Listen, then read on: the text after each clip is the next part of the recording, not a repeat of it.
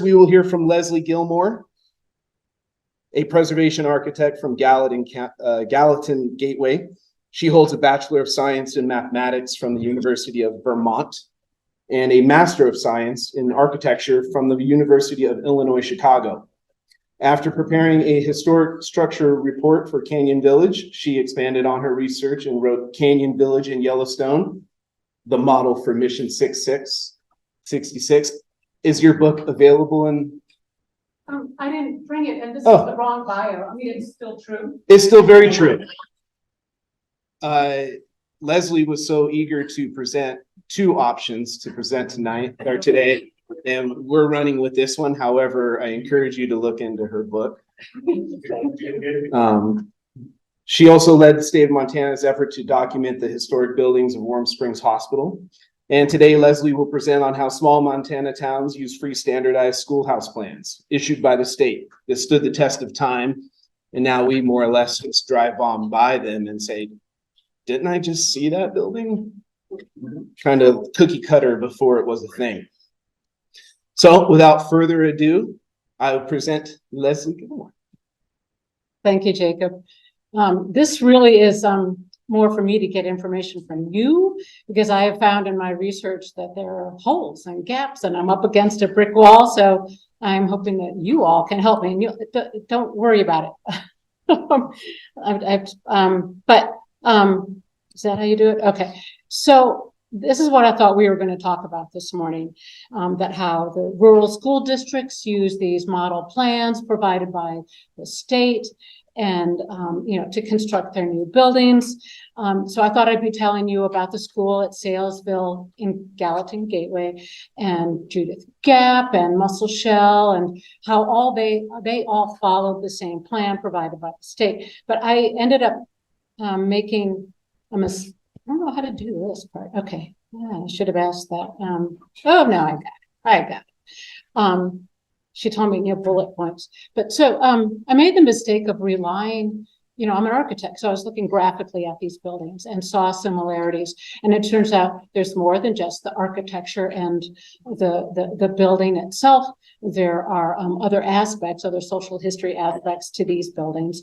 So, I was looking at, all right. Let's see. So anyway, I see what it is. Sorry. Okay. There, I just lost 5 minutes.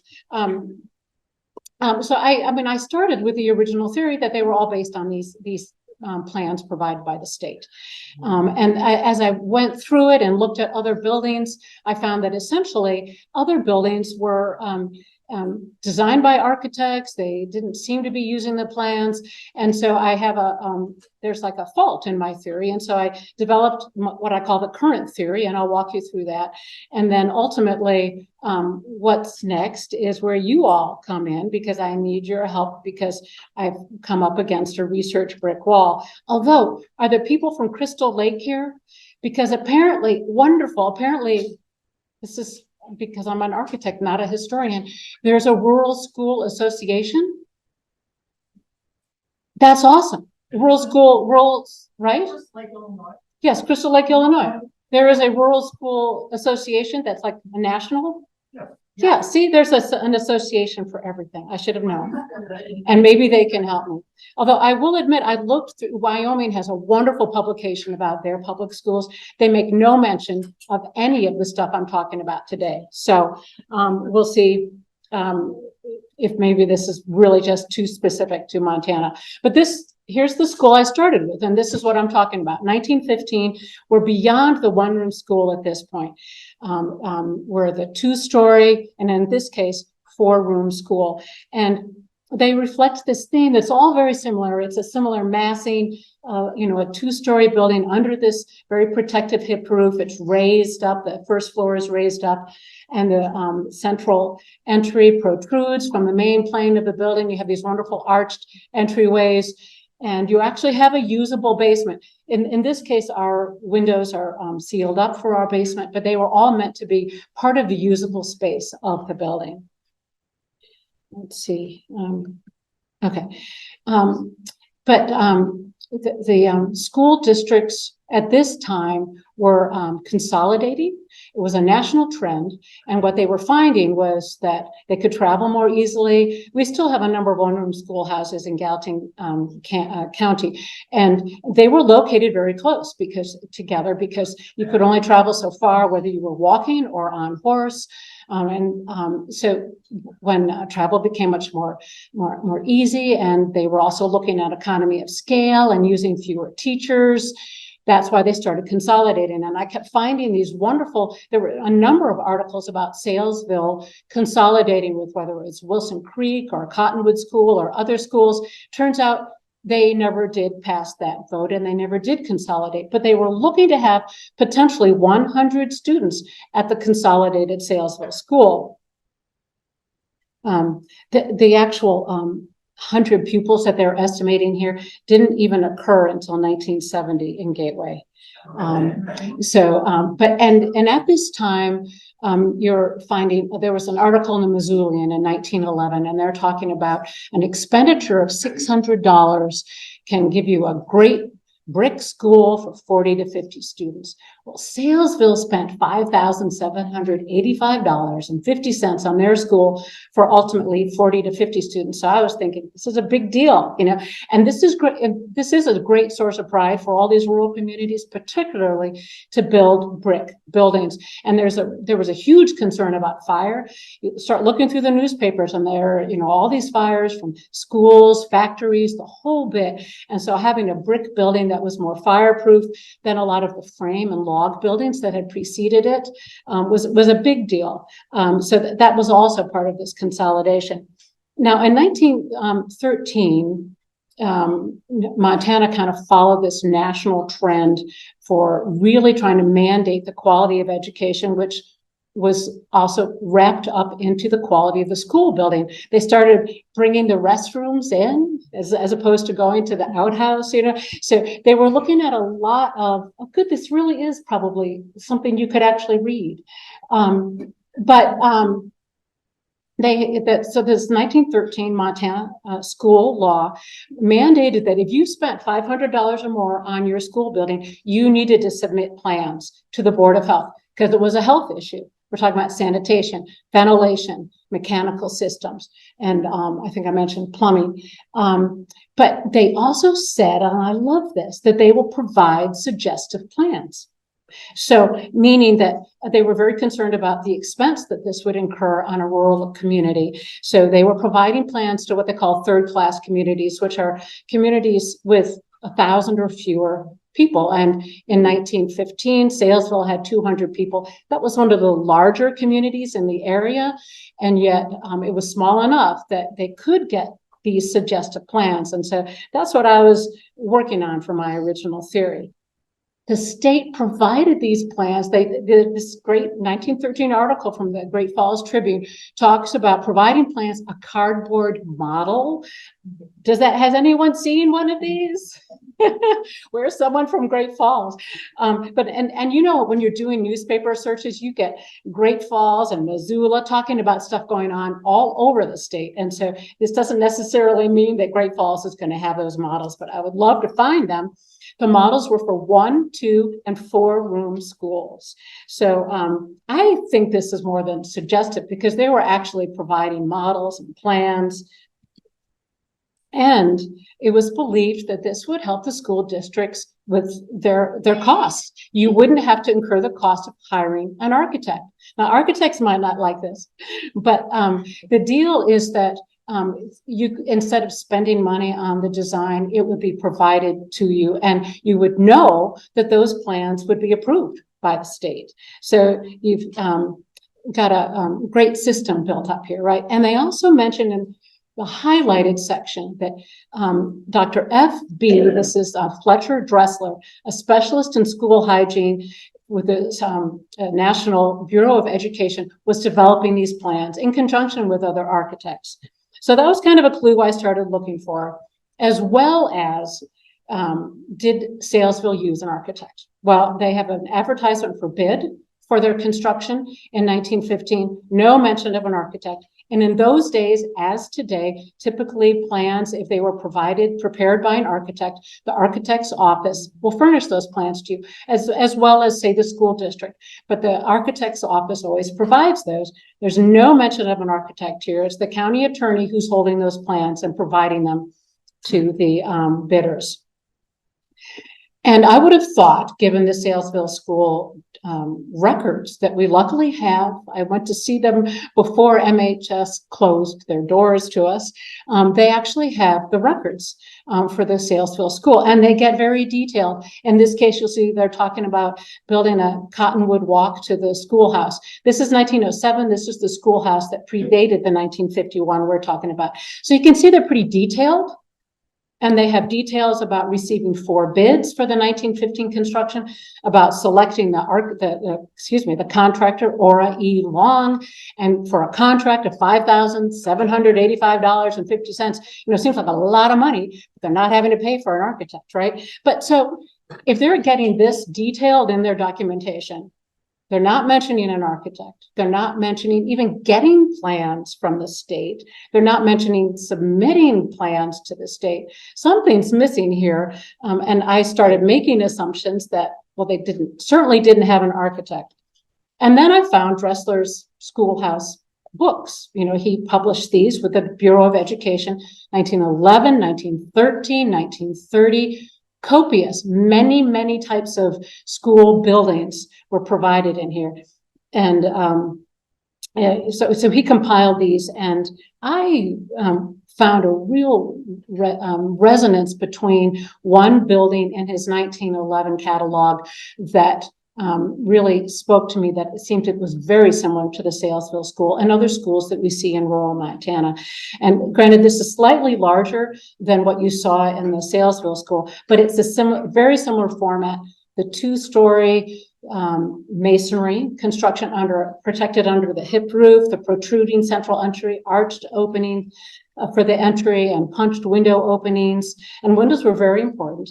And when you look at the plan, you'll see even more the correlation there. So on the left, you have the entry level plan, the raised entry, and on the right, you have the second floor plan. One room on either side, flanking the central entry, the stairway, and where restrooms might be. And if you look even more closely, there's an outline for future expansion. These buildings were this particular plan was meant to be mirrored on the back side so that you could double the building that easily. You already had the architectural expression planned out.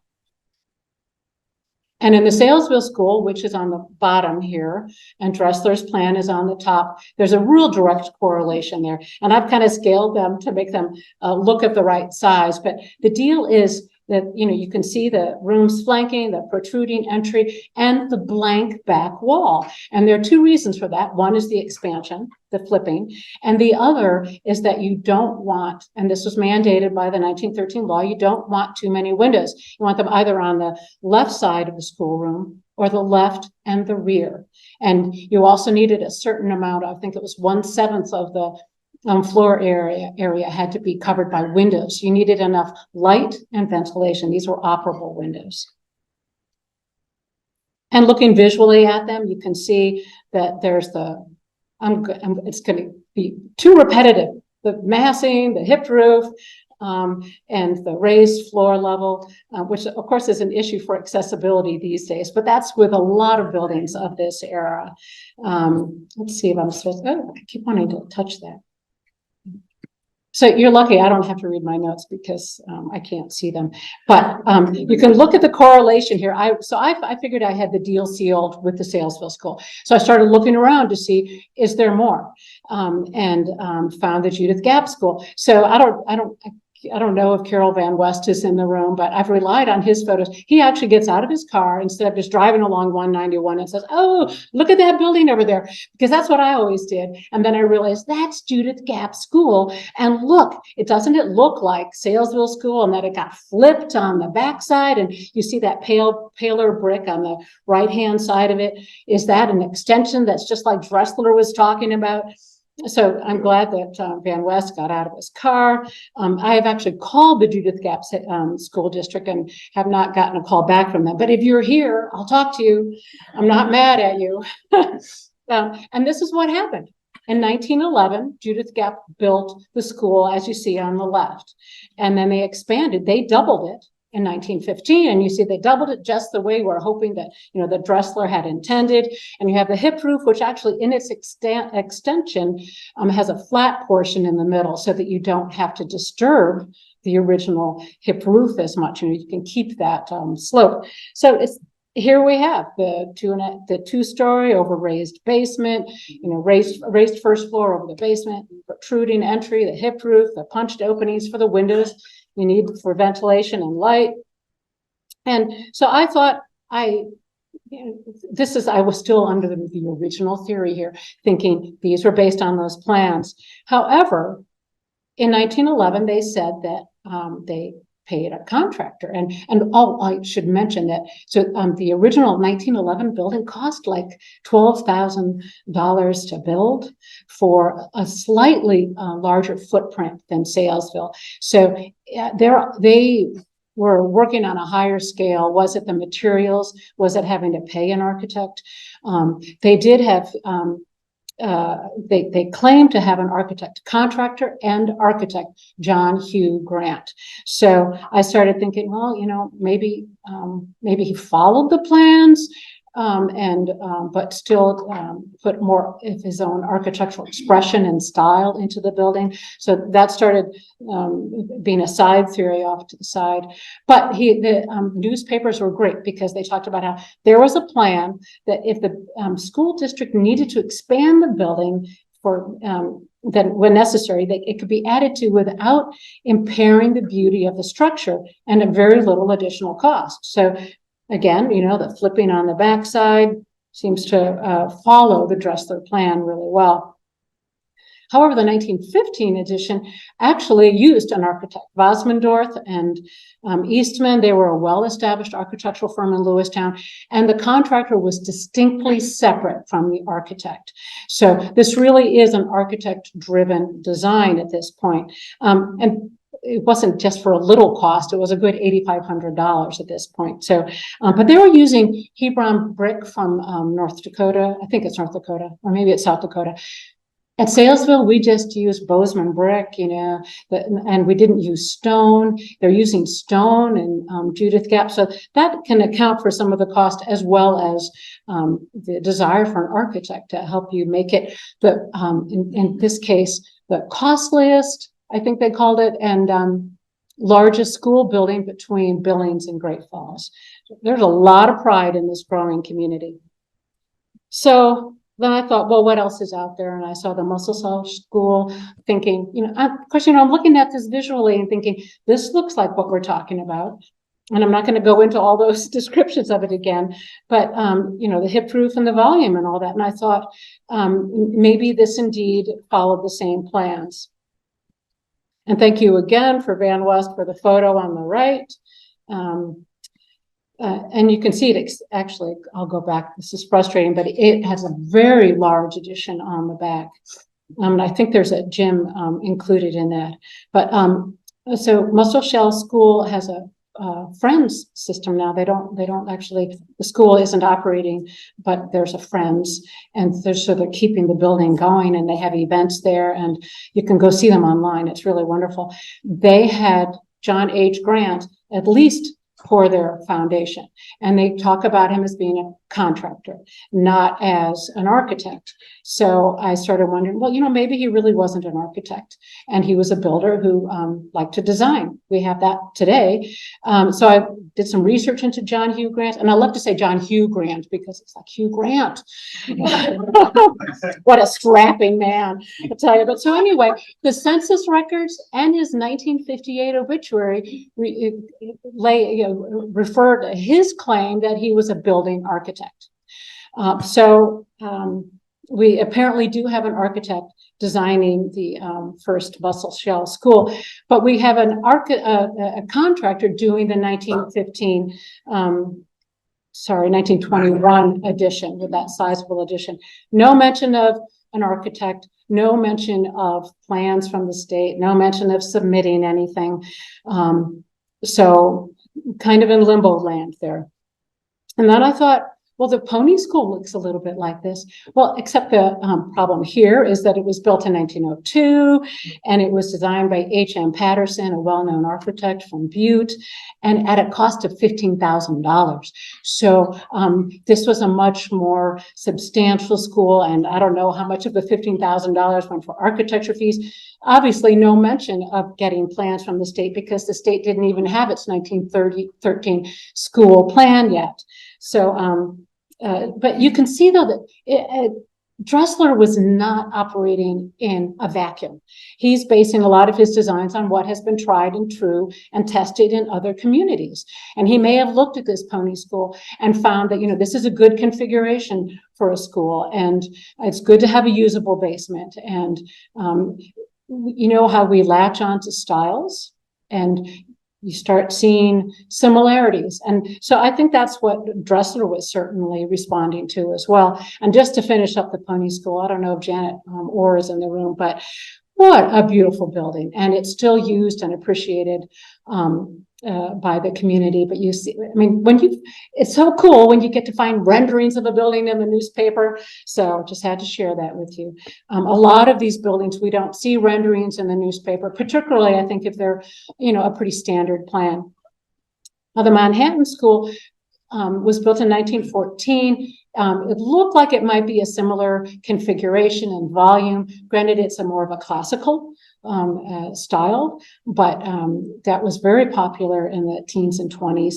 And its footprint is similar to the Dressler plan, except it's much wider. So Salesville School was 30 by 70, or still is. But the Manhattan School is 50 by 85.5 feet, and it cost $32,000 to build in 1914. So we're looking at a much higher level than Salesville's little $5,700 school. And it was designed by Pomeroy Vreeland. You might recognize his name as Byron Vreeland's son. Byron designed the Nelson Story Mansion in Bozeman, and Pomeroy was working for Fred Wilson at the time. So it's designed by a well-known architecture firm, and they were there making sure that construction followed the design documents as well. Unfortunately, we lost this building in the 1925 earthquake. I'm not showing you the photos of destruction that the quake caused, but they're there.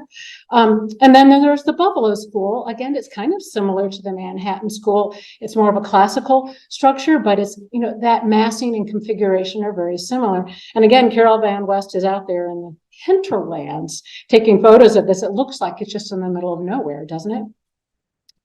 So no mention of an architect, no mention of submitting plans. Granted, this is 1928, and I'm wondering, is this kind of beyond when they were providing plans or even reviewing plans?